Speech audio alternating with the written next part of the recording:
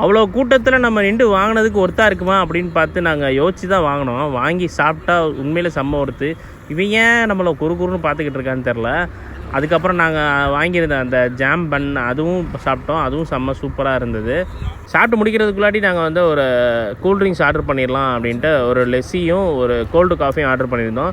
ஒரு லெஸ்ஸியில் வந்து மீடியமும், cold coffee வந்து லார்ஜை பார்த்தீங்கன்னா எவ்வளோ பெருசாக இருந்துச்சு. ஆனால் எங்களுக்கு உள்ளே பார்த்தீங்கன்னா அந்த ஐஸ் க்யூப் மட்டுமே அதிகமாக போட்டிருந்தது. அதுவே ஒரு மாதிரி நிறையா செம்ம கூலிங்காக இருந்தது. சரியான ஜில்லுன்னு இருக்குமே, நானும் அந்த கோல்டு காஃபி குடிச்சு பார்த்தேன். செம்ம ஒர்த்தாக இருந்துச்சு, செம்ம ஜில்லு வேறு. அதுக்கப்புறம் பக்கத்தில் இருந்த மாஸ்டர் வந்து எங்கள் முன்னாடி நாங்கள் வீடியோ எடுக்கிறதெல்லாம் பார்த்துட்டு வந்து டான்ஸ் ஆடிட்டு இருந்தார்.